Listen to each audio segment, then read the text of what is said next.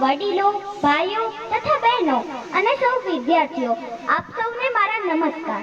મારું નામ સોલંકી પરિધિ નિલેશભાઈ છે. હું ધોરણ 6 માં અભ્યાસ કરું છું. અહીં હું એક વક્તવ્ય રજૂ કરીશ. તે વક્તવ્યના શબ્દો છે, જો મને ગાંધી મળે તો. અપૂર્વ દૈદિત્યમાન ચેતનાનો તાર રણજણે ને જામો અને શોધવા ને સ્વપ્ન સામું મળે. સાચે આમ જ બને કે ઉઘાડું અંતરની આંખો ને સામે મને ગાંધી મળે. હા, જો મને ગાંધી મળે તો વાત્સલ્ય સબરસીને હાથ ફેરવીને પૂછે, બેટા હિંદ કેમ છે? ભીતરમાં કઈ સરવડા થાય ને અંતર કેટલી ગરતામાં ડૂબી જાય કે સત્ય, સદાચાર અને અહિંસાના પરમ આગ્રહી મોહનદાસ કરમચંદ ગાંધી અહીં ક્યાંથી? અંતરમાં ફરી ભાષા ફૂટે ને બાપુ કહે, માં ભારતને બાળકોની ખબર લેવા આવ્યો છું. જીવનભર સત્યનું આચરણ કર્યું ને તેની આ ફળશ્રુતિ છે કે ફરી એકવાર અહીં આવવા મળ્યું. પછી તે મારા હાથમાં પેલું જર્જરિત થયેલું 3 વાંદરાનું રમકડું જોઈ પૂછે, બેટા હજુ એ તું બાળક જ રહ્યો, હજુ રમકડાથી રમે છે?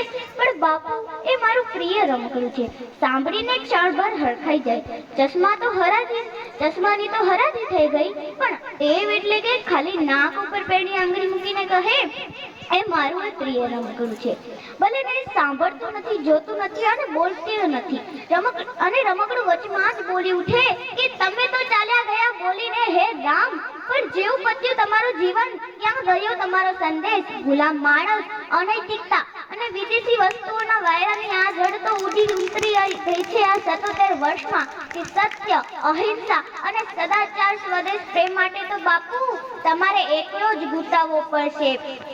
માં ભારતની અદ્વિતીય સંસ્કૃતિ અને અનુપમ પ્રાકૃતિની લહેરાતી કસુંબલ ચૂંદડીને તમારા જ કેટલાક બાળકોએ સ્વાર્થની કાંટાળી જાળીમાં ફેરવી ચીથર હાલ કરી નાખી છે. બાપુ, તમારી માં ભારતની આ અવદશા થઈ છે તમારા ગયા પછી.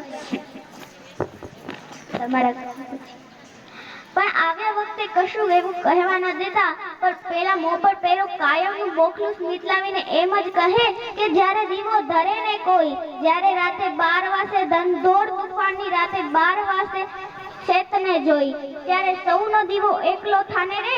જો તારી કોઈ હાંક કસુડી ના આવે તો તું એકલો જાને રે.